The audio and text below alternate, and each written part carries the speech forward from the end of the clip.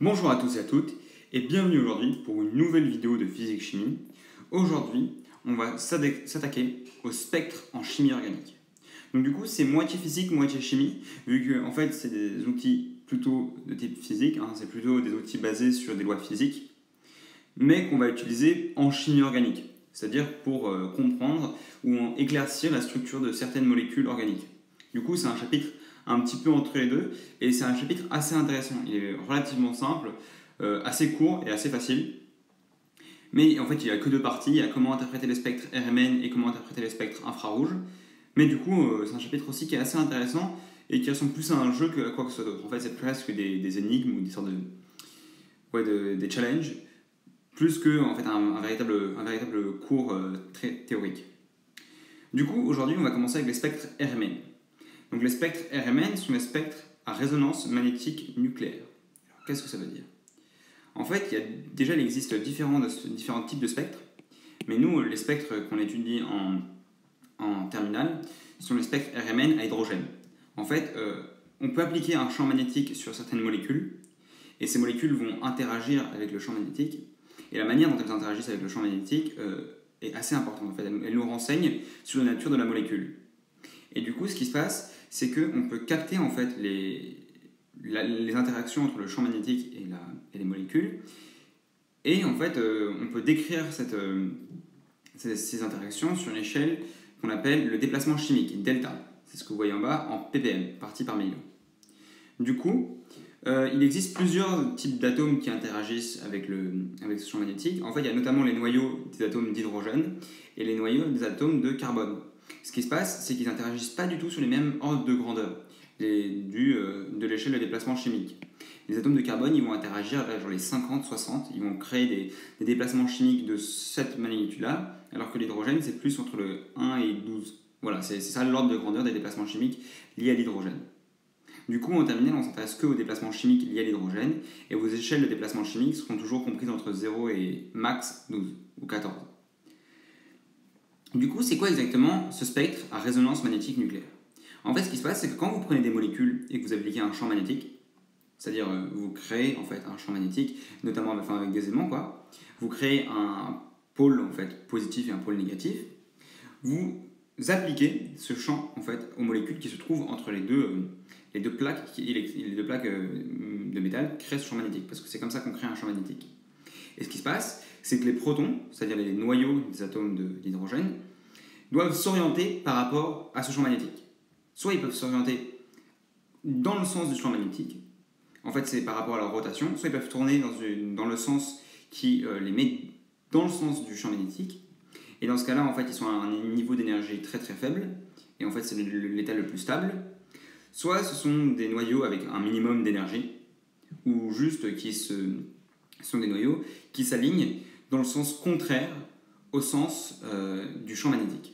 Mais ce qui se passe, c'est que rester dans cette opposition par rapport au champ magnétique, c'est pas stable. En fait, c'est un niveau dans lequel il y a plus d'énergie. C'est un peu à voir avec on peut faire une analogie entre cet état-là et l'émission de lumière, l'émission de photons par les électrons. Vous savez que les électrons, en fait, ils ont de l'énergie, et ils peuvent être sur différents niveaux d'énergie, et en fait quand ils sont sur des niveaux élevés, en fait, mettons moins 1 électron-volt, ils ont beaucoup d'énergie, et leur état fondamental c'est moins 13,8 électron-volt, c'est un peu des valeurs au pif. Mais si l'électron est là-haut, dans un état avec beaucoup d'énergie, en fait il est excité. Et en fait il est excité, et il va pas tarder, en fait, quand il a l'énergie comme ça, quand il est excité, il va pas tarder à redescendre sur les échelles d'énergie pour se calmer, en fait, pour revenir à son état fondamental, à son état le plus stable. Et en fait, comme il perd de l'énergie, il doit émettre de l'énergie sous forme d'un photon. C'est plus ou moins la même chose qui se passe avec nos amis les protons. Ce qui se passe, c'est qu'ils sont dans un niveau d'énergie élevé quand ils sont en opposition par rapport au champ magnétique, et au bout d'un moment, ils se stabilisent. Et comment est-ce qu'ils se stabilisent? Ils émettent de l'énergie et ils s'alignent avec le champ magnétique. En gros, c'est ça le principe des spectres RMN. Et ce qui se passe, c'est que les ondes d'énergie, les ondes magnétiques qu'ils émettent, on peut les capter, et en fait on peut les représenter sur des sortes de graphiques comme ça, et elles ont des particularités, ces ondes magnétiques, et c'est en exploitant la particularité de ces ondes magnétiques qu'on peut déterminer en fait la structure de certaines molécules. Du coup, il y a plein de choses à dire sur ces ondes magnétiques que les protons émettent. Donc il fait vachement chaud. La première chose à dire, c'est qu'ils peuvent faire des pics, des signaux, en fait, avec plusieurs pics. Ça, c'est quelque chose... Non, là, je vais très vite.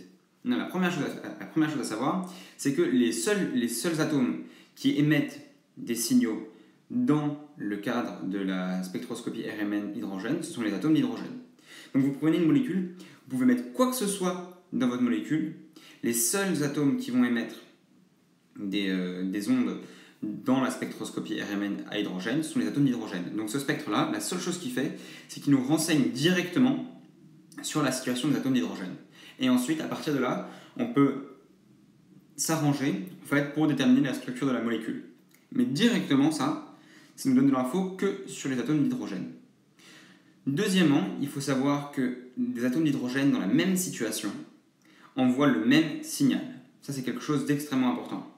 Si on prend par exemple une longue molécule, il y a quoi comme molécule? Je sais pas, on va prendre l'acide pentanoïque.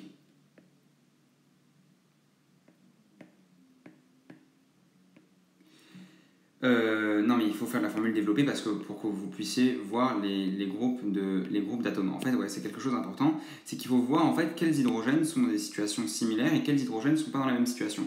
Donc on va prendre l'acide butanoïque avec 4 carbones.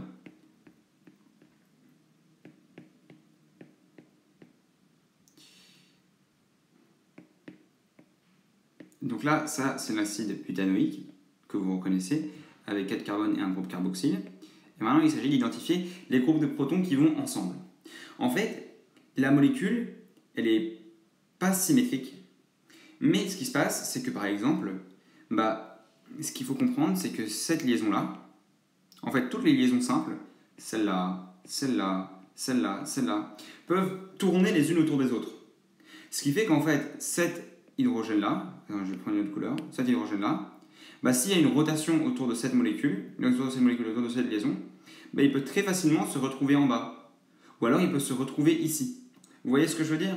En fait, les atomes d'hydrogène qui sont associés autour d'un même carbone se trouvent dans des situations particulières vu qu'ils sont dans des situations équivalentes. En fait, cet atome d'hydrogène-là, cet atome d'hydrogène-là et cet atome d'hydrogène-là, ils sont absolument interchangeables. En fait, vu que l'atome de carbone peut tourner autour de la liaison rouge, là, celle que j'ai entourée en bleu, et du coup, ils peuvent tous changer de place à n'importe quel moment. Ce qui fait qu'en fait, c'est impossible de différencier les signaux émis par les 3 hydrogènes bleus. En fait, ils envoient exactement le même signal. Par contre, les hydrogènes que j'ai surlignés en vert là, ils sont dans une situation différente. Ils sont pas au même endroit. Les deux sont interchangeables, mais par contre, attention, ils ne sont pas dans la même situation que les hydrogènes en bleu. Pourquoi? Notamment parce qu'ils sont plus proches. Je vais prendre un crayon. Notamment parce qu'ils sont plus proches du groupe carboxyle. Et en fait, les atomes d'oxygène et les atomes d'azote et les atomes de fluor, tous les atomes extrêmement électromagnétiques, électronégatifs, en fait, ils influencent le signal émis par les protons. Ce qui fait que plus on est près d'un atome d'oxygène ou quelque chose comme ça, plus en fait, le signal va être marqué. Et en fait, normalement, ça c'est une règle générale, c'est pas absolu mais c'est général, plus on est proche d'un atome électronégatif, plus le déplacement chimique est important pour les atomes d'hydrogène. En fait, par exemple, cet atome d'hydrogène-là, que je vais dessiner en jaune, l'atome d'hydrogène qui est directement lié à un oxygène, il va avoir un déplacement chimique très important, de type 4 par exemple. C'est certainement... non, c'est pas sûr. Mais de type important. Genre, il pourrait y avoir 8 déplacements chimiques en ppm ou 12 ppm par exemple. Comme il est lié en fait à un groupe carboxyle qui est extrêmement électronégatif, il peut avoir un déplacement chimique très important. Pour venir au reste de la molécule, les hydrogènes que je vais surligner en noir, ceux-là, ils sont encore dans une situation différente à celle des bleus et à celle des verts. Ils sont sur un autre carbone et du coup, ils forment leur propre groupe. Ce qui fait que ces protons-là vont émettre leur propre signal. Donc en fait, si jamais on analysait le spectre RMN que fournit cette molécule, on observerait 4 signaux, un par groupe de protons. Le groupe bleu nous donnerait un signal, Le groupe vert nous donnerait son propre signal, le groupe noir nous donnerait son signal, et le groupe jaune nous donnerait son signal. Voilà. En fait, chaque groupe de protons qui est équivalent fournit son propre signal. Et on n'est pas capable de différencier les protons individuellement au sein de leur propre groupe de protons. Ça, c'est la première chose à savoir, et je pense qu'en fait, c'est extrêmement important à comprendre. Ouais, c'est essentiel à comprendre. Deuxième chose, et là, on va commencer à rentrer dans le gros du sujet. Le signal qu'on reçoit par groupe de protons, en fait, nous donne deux informations essentielles.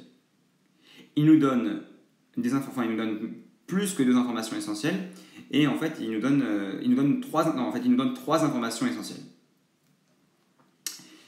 Le signal que nous fournit un proton, il comporte chaque groupe de protons nous fournit un signal, et ce signal possède plusieurs détails. Premièrement, on a son déplacement chimique qui peut nous donner des informations. Ensuite, il y a le nombre de pics. Vous allez comprendre ce que je dis. Et ce nombre de pics, ça nous donne aussi une information extrêmement importante. Et finalement, il y a la courbe d'intégration qui, elle aussi, nous renseigne sur l'état des protons. Alors maintenant, vous dites, mais qu'est-ce qu'il raconte celui-là? Je pense que ce n'est pas du tout clair pour vous. Là, c'est un delta, c'est pas un S. En fait, les signaux que chaque groupe de protons envoie, ils sont composés de plusieurs parties. Okay. Premièrement, ils sont répartis sur l'axe du déplacement chimique. Leur position sur l'axe du déplacement chimique nous informe sur les groupes voisins de ces protons. Par exemple, si on trouve un proton qui a pour déplacement chimique 9,3 et qu'on sait que, par exemple, dans les acides carboxyliques, on sait qu'en chimie organique, un déplacement entre 9 et 9,5, ça renseigne en fait, ces caractéristiques des acides carboxyliques. Repérer ce genre de signal sur un spectre RMN, ça nous dit tiens, on est sûr qu'il y a un groupe carboxyle, vu qu'il y a un proton qui émet un signal typique des groupes carboxyles. Mais c'est pas tout. Le nombre de pics que fournit un signal RMN, ça nous informe sur la quantité de protons voisins à ce proton. Alors vous allez me dire, mais qu'est-ce qu'il raconte celui-là? Regardez le schéma. Le schéma, c'est le spectre RMN de l'éthanoate d'éthyle et il comporte trois signaux différents. Vous voyez? Un ici et un ici. Chaque signal est séparé. Ça n'a rien à voir avec le nombre de pics. En fait, le fait qu'il y ait trois signaux, c'est-à-dire trois zones avec un déplacement chimique indépendantes, qui ne sont pas connectées les unes aux autres, ça nous informe qu'il y a trois groupes de protons différents. On sait qu'il y a trois groupes de protons qui ont émis leur propre signal. Ça, c'est important à savoir. Je l'ai surligné en bleu, mais chacun de ces groupes-là, c'est son propre groupe de protons. Et ils sont chacun indépendants sur un atome de carbone différent. Mais si vous regardez plus précisément, vous voyez que les signaux, ils comportent un nombre de pics. Regardez, le signal le plus à gauche, il comporte 4 pics. Vous arrivez à les compter, ouais? Zut, pas au fluo. Le signal entre les deux, il comporte un seul pic très important. Et le signal le plus à droite, il comporte 3 pics. On dit que le pic de gauche avec 4 pics, c'est un quadruplé. Alors là, j'ai fait une erreur. Un groupe de pics s'appelle un signal. Et un signal, ça correspond à un groupe de protons. Et chaque groupe de protons produit un seul signal. Et ce signal peut être divisé en plusieurs sous-signaux. Donc c'est les pics. Et le nombre de pics est extrêmement important. Donc le signal de gauche avec 4 pics, c'est un quadruplé. Le signal du milieu avec un pic, c'est un singulet. Et le signal de droite avec 3 pics, c'est un triplet. Donc ça, c'est quelque chose d'important à retenir. Maintenant qu'on a appris à nommer les signaux en fonction de leur nombre de pics, singulet, duet pour 2 pics, triplet pour 3 pics, quadruplé pour 4 pics, quintuplé pour 5 pics, on peut finalement s'amuser à les analyser. Du coup, en fait, le nombre de pics que forme un signal nous informe sur le nombre de protons voisins. Alors, qu'est-ce que ça veut dire? En fait, le nombre de pics que forme un proton, si on lui retranche 1, donc le nombre de pics moins 1, c'est le nombre de protons voisins aux protons, au pluriel, qui ont formé ce signal.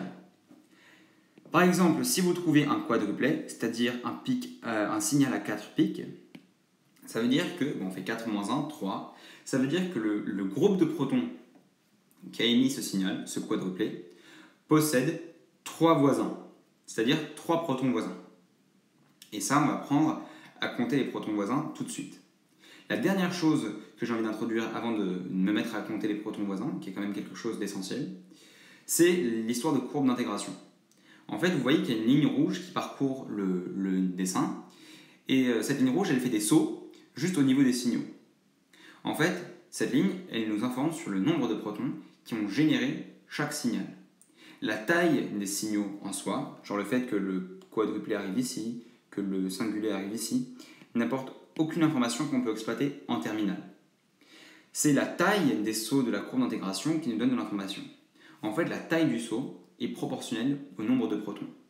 Si vous avez un saut qui est 2 fois plus grand qu'un autre, c'est-à-dire que 2 fois plus de protons ont produit ce signal-là.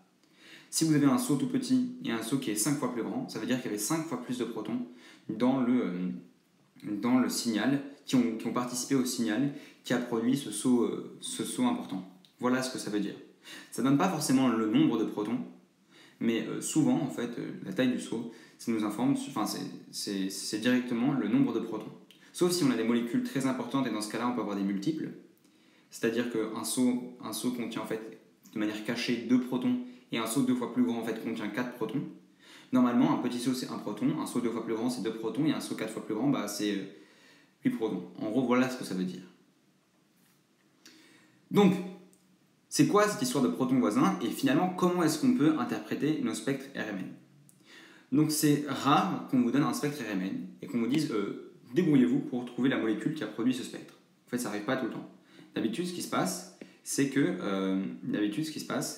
qu'on vous donne un spectre RMN, on vous donne la molécule et on vous demande de faire le lien entre le spectre RMN et la molécule. Donc ici, c'est ce qu'on va faire et je vais essayer en fait d'utiliser cette méthode-là pour vous montrer comment exploiter un spectre RMN. Du coup, ici, on a le spectre RMN de l'éthanoate d'éthyle. L'éthanoate d'éthyle, c'est cette molécule-là.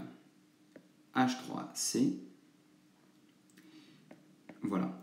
Et ce que j'aime bien avec la formule semi-développée quand je fais des spectres RMN, c'est que les groupes d'atomes, les groupes d'hydrogène qu'on peut condenser autour d'un seul atome de carbone, en fait comme celui-là et comme celui-là, et ben ce sont des groupes d'atomes équivalents. En fait, à chaque fois qu'on peut condenser des protons, enfin des atomes d'hydrogène autour d'un seul carbone, c'est directement en fait que ces atomes font partie du même groupe. En fait, c'est hyper pratique la formule semi-développée, vu qu'elle met en avant quels groupes de protons sont équivalents.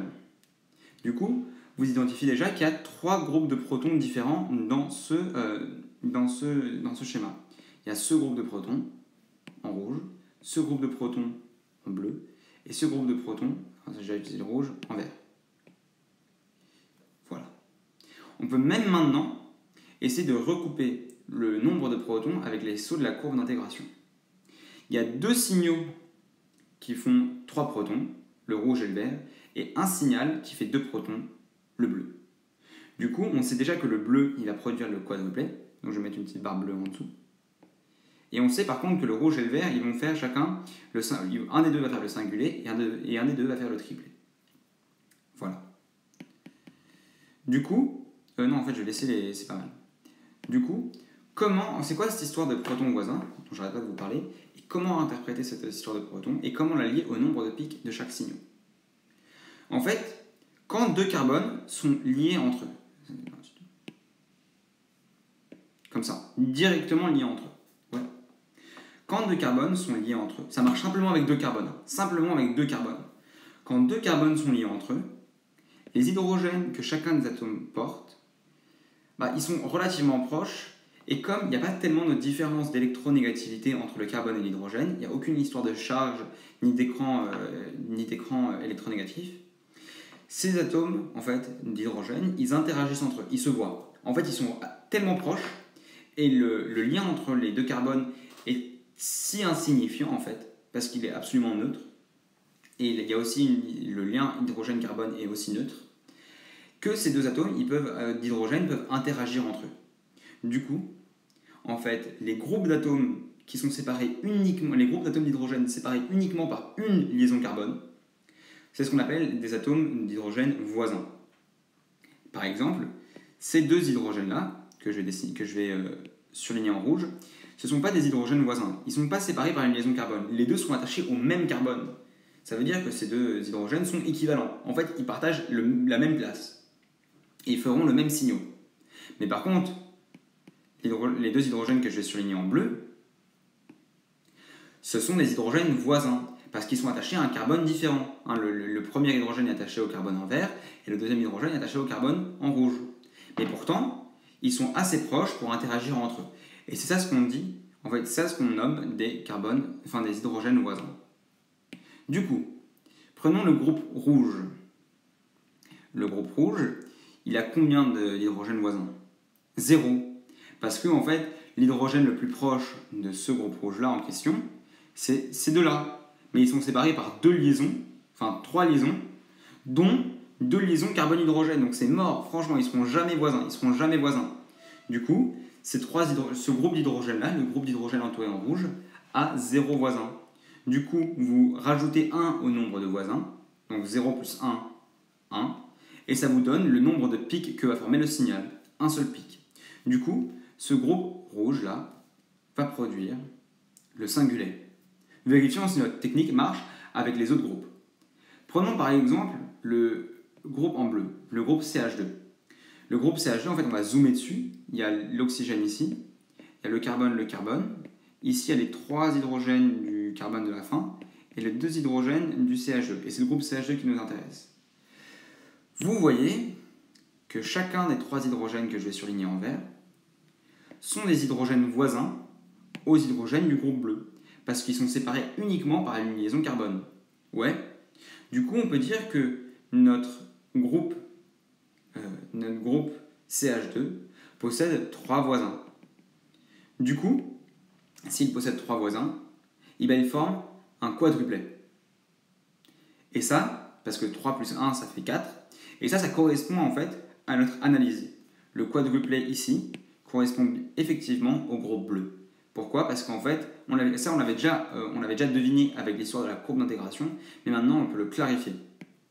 Et finalement, notre groupe vert, celui-là, il possède 2 voisins, les 2 atomes que je vais colorier en bleu. Vous voyez bien que chaque atome d'hydrogène du groupe vert est séparé des hydrogènes du groupe bleu uniquement par une liaison carbone. Ils ont 2 voisins, 2 plus 1, 3. Le groupe vert produit un triplet. Et c'est bien ce qu'on voit sur le dessin. Du coup, là, la vidéo commence à être vachement longue et je vais m'arrêter ici. De toute façon, les spectres RMN, le moyen le plus évident, le plus efficace de le comprendre, c'est de faire des exercices et de répéter et répéter. Mais je pense que cette vidéo peut vous aider en fait. J'espère en tout cas qu'elle peut vous aider. Et du coup, je vous souhaite bonne chance avec vos contrôles, avec vos répétitions, avec vos exercices, avec vos entraînements. Juste n'oubliez pas, il y a 3 facteurs importants quand on analyse un spectre RMN.